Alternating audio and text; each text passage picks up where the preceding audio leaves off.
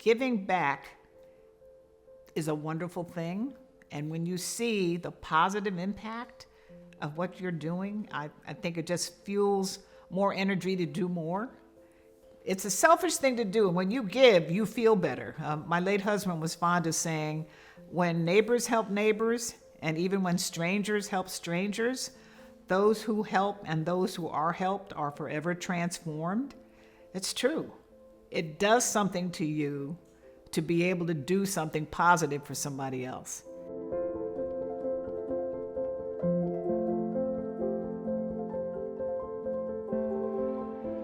Dad had a cerebral hemorrhage and he passed.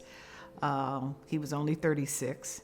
That left my mom, who was 34, with 3 youngsters under the age of 10. When he died, she did everything to support us. So she took in laundry, she cleaned people's houses, she worked in a factory. She ultimately became a private duty nurse and she worked nights. I mean, she did everything, but she put 3 girls through college. So like, yay, Mom.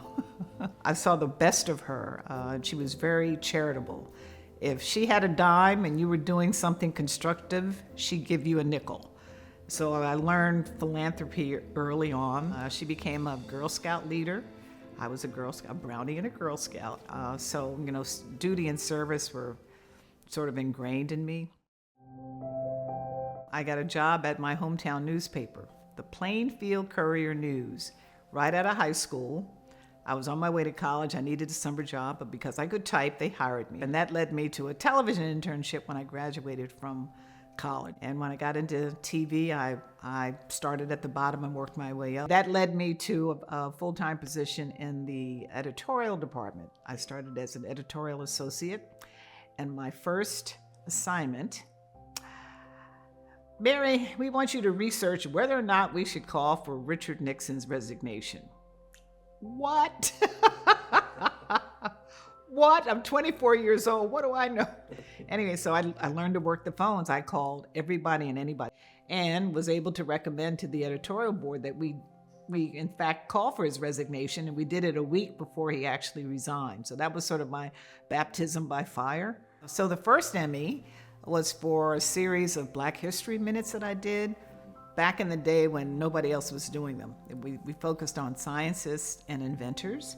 I think we may have been the first station in the country to do local Black History Minutes. And that led to, since we got a sponsor, that led to Asian Minutes, Latino Minutes. We did Women's Minutes. I mean, it became a regular series. I was very, very proud of that. I mean, I was very fortunate along the way to see people who were philanthropic, starting with my mom.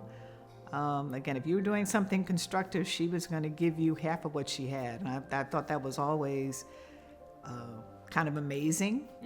But just the overall ability to help, to be able to pitch in, it comes from, being a Girl Scout and duty and service. I'm a big advocate of women's health, certainly Planned Parenthood. And it's the full range of services, not just one thing or the other. There are a lot of women out there who are struggling because they don't have the money. So you give to Planned Parenthood, it helps to underwrite some of the costs. And I think that's very, very, very important, because if you're a woman head of household and you're not healthy, it has a negative impact on your entire family. I'm on the board of Asolo Rep, and I'm also a patron of the West Coast Black Theatre Troupe. I think art transports you. It helps you see another point of view. It expands your horizons, and I think it may change your outlook on certain things. And sometimes it's viewed as something frivolous. Oh, first thing we do when budgets get tight, we stop the PR, we stop the art. We don't need that. Well, yeah, you do.